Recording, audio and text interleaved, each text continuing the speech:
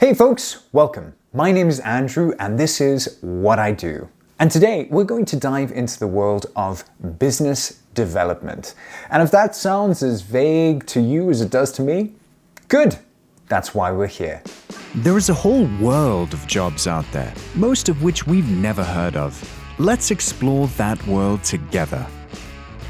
To lead us through the murky waters of his career is Gareth.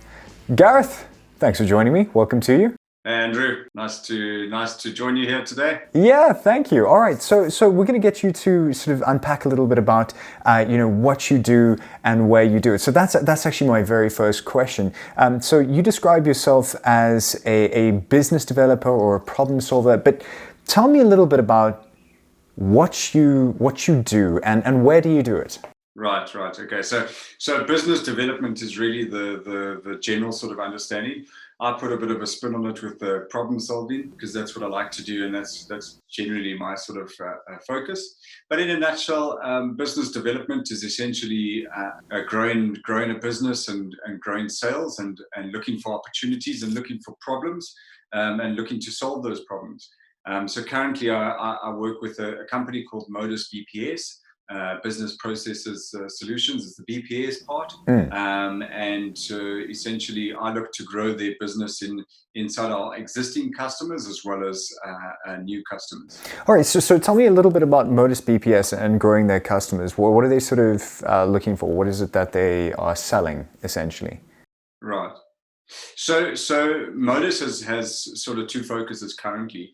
The one is the business process re-engineering, which is large, grand scale projects for customers across the country. We've done a lot of projects internationally as well, and those are anything ranging up to 380 million rand SAP implementation.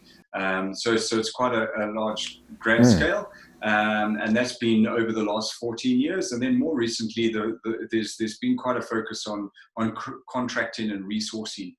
So essentially what that allows us to do is we place resources and contractors for our customers or our clients on their projects all along the IT side, which is solutions architects, enterprise architects, business analysts, process analysts, project managers, the whole range of developers down to sort of testers. So anyone who can help deliver on an IT project. A lot of that's in the financial institutions, but then also we've got a majority of other customers in different industries as well. Right, so essentially what you're trying to do is you're trying to find smart people to help other companies make their processes smooth and efficient and grand. Yeah, so that's one of our sort of key focuses is what we say is rock stars. Or the unicorns we managed to find for our customers. So and you didn't decide to say that your title is Unicorn Hunter? Well, funny enough, Bianca, who heads up our recruitment, is exactly that. She's our unicorn wrangler, is what she calls herself. Right. Yes. Right. Okay, cool. All right, so then you're not a unicorn wrangler, you're slightly different. Where's the differences? Where do you slot into that process? So I would be what we call a unicorn wrangler for our customers, I guess. Look, I mean, okay, cool, it's an easy one to understand is the business development side. There's a lot of people who sort of do that. My focus really is to find a problem and then solve it, or come across a problem and solve that. At the moment, it's within this type of industry and within this requirement. But I think that's the hat I generally wear when it comes to a customer. I look at their whole entire problem and then look to match it or introduce the right people at the right time to as a solution to their problem. All right, cool. Okay, so how did you find yourself in the world of business development? How did you get there? Interesting question. Currently, it's been through a lot of networking. So that's existing relationships, previous businesses that I've owned, or previous jobs that I've worked at, or employees. And yeah, I mean, look, it's not necessarily something that you can go out and study. It's a lot of, I would say, a personality-driven thing. Although I've got the backing and the knowledge and the Yeah. technical know-how, a lot of it comes down to I think your personality and what you actually enjoy. Right, right. Okay, cool. So you didn't need to study anything in particular. It's rather just who you are. So I actually want to skip ahead to some of the questions I had planned for later because you've mentioned that now. Right. Tell me what sort of personality, who would love this job? So just to answer your sort of first one there, I mean, look, I think there's a range of skills that you can study and learn. For me in particular, I haven't necessarily gone and studied my current skill set to deliver on that at the moment. That's been a learning that's been sort of 10, 15 years in the industry and getting to this point. So a lot of it is practical and on the ground work. And then to get to your other question, I think, personality wise, I would say someone who loves people. I love people. Someone who loves to interact with their customers, really get their mind to it and solve the problem. So yeah, I guess a problem solver, someone who loves people, and someone who loves to just get their hands dirty, I guess, and get down and no job is too big and no job is too small. I like to say. All right, cool. So on the sort of antithesis of that, what sort of person can you imagine would absolutely hate this job? Right. I wouldn't necessarily say hate it, but despise, perhaps. I would say, I would say someone who is an introvert, someone who loves to just sit and crunch numbers, wants to I mean, at the moment, work from home or just work in their office alone. That sort of a person wouldn't necessarily find what I do enjoyable. It's a lot of customer facing stuff, a lot of people facing, and I'm much an extrovert, so I actually get my energy from other people. Yeah. So definitely someone who wouldn't enjoy the role I do is someone who doesn't want to see people, or at least wants to see someone once a month, or even if it's online at the moment. This sort of takes energy from me. I actually find it gives me energy. I get a lot of energy from meeting and discussing things with people. Right. So if you're afraid of picking up the phone to call people, this probably isn't the job for you. Yeah, and I guess, I mean, that's an element as well, is fear of disappointment. One of the things that I was going to say is that although I love people, at the moment, really what I do is introduce people to people, and unfortunately, people let us down.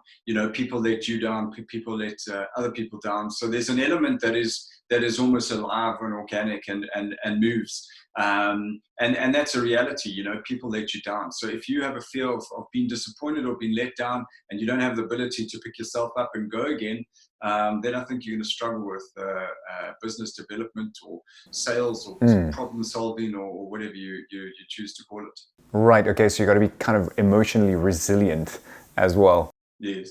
All right. Cool. Yes. So one of the things I'm always curious about when you chat to anybody of any profession is actually figuring out what their day-to-day looks like, because often the sort of individual tasks that they do from sort of morning to evening, is not really, doesn't necessarily define what you would think of as their job. I've worded that terribly, but basically, what does an average day look like for you?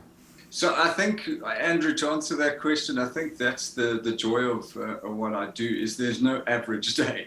You're dealing with people which are constantly, they're always changing. Our problems that we face are always changing. So I currently, although there is a lot of structure, an average day is hard to describe. I mean, I like to get up. I exercise. I'm up at 5 o'clock. I go to the gym, get the blood flowing. I'm best in the morning. Hit a coffee or something like that, and then I guess look at our sales process, see where we are, see where customers are needing or have issues or problems. deliver on the stuff that we promised the previous week or the day before, and go through that. And then there's definitely a proactive approach as well. So you're going, well, who hasn't heard from me in a Yeah. while? Who hasn't, who out there might need my skill sets, Yeah. or might need my guys, my employees' skill sets, and so on. So try to work through that, and then really match it. I guess as well is there's a lot of patience involved, specifically in this industry at the moment. Yeah. It takes a lot of patience. Some of the stuff takes quite a bit of time to turn around. Right. So it sounds like, yeah, there is a little bit of sort of admin in the morning, sort of seeing where you are, as you say, in the pipeline or with, with individual clients. But then it sounds like almost the rest of the day is just dedicated to kind of initiative and thinking about who you could call and who you could connect. Is that kind of right? Yes, yeah. Look, I mean, in a normal non-COVID world, I guess as well is a lot of it's out, seeing customers, having lunch. If you play golf, it's that sort of thing. Hanging with your customers, it's very relationship driven. So you have to make sure that you're spending time with your clients. And I always say, and I'll reiterate it, is people do business with people. It's not necessarily businesses doing businesses. Although the paperwork and everything is done, the reason why you continue a relationship with someone on a business and a professional level is because you actually get along with them, or you enjoy them and their company. It's not because you're forced to do it. I say that with a pinch of salt. Sometimes people are forced to do things, but generally speaking, it's you do business with people you want to do business with. Yeah.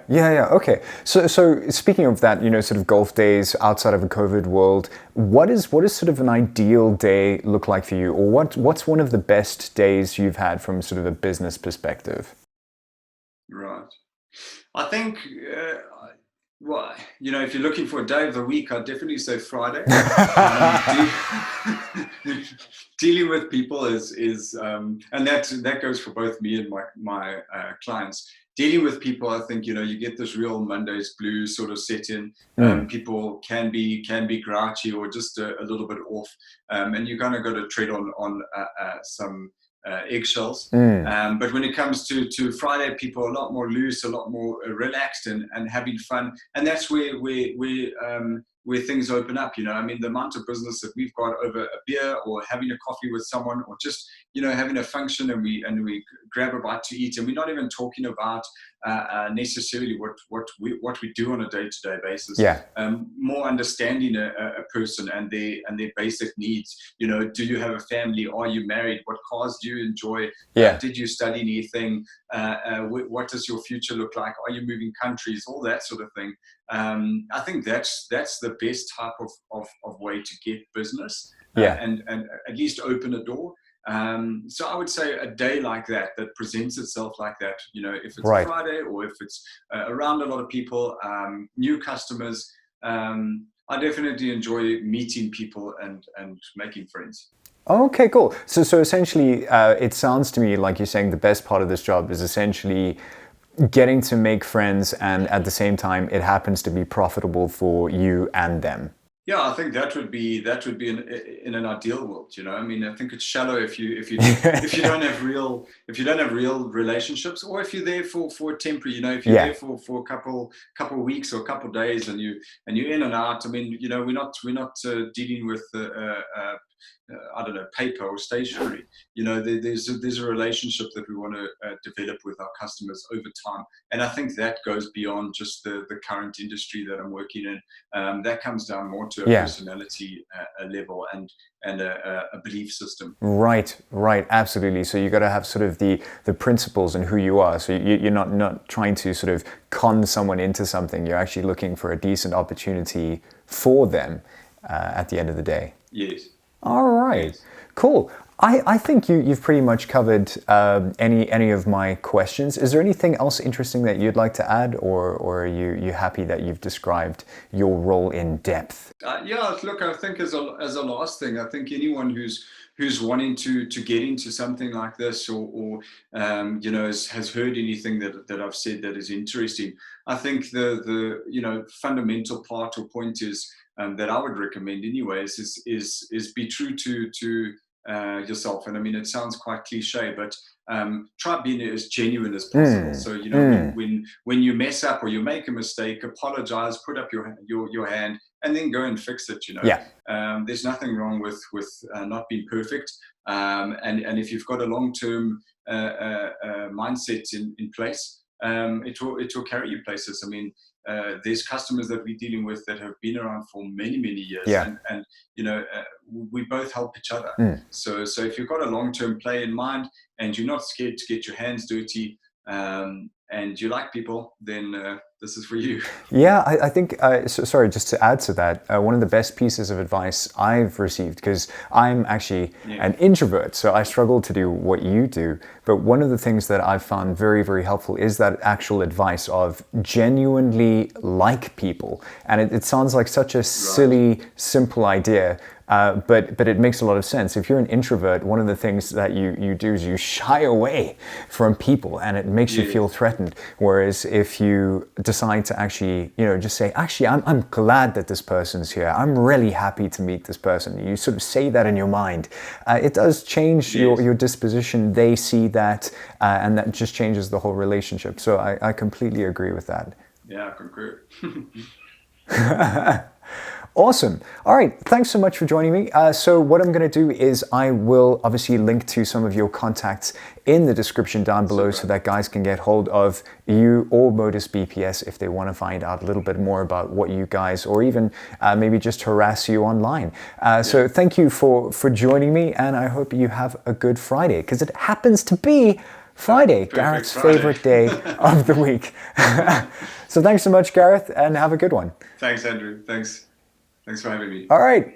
Ciao. Cheers. Bye. So that's the role of a business developer demystified. Maybe that's the career for you, maybe it isn't. What careers would you like to learn about? Or maybe you have a unique career that you would like to share. Leave a comment down below. And if you want to stay up to date with what careers are out there, don't forget to like and subscribe. Thanks for joining.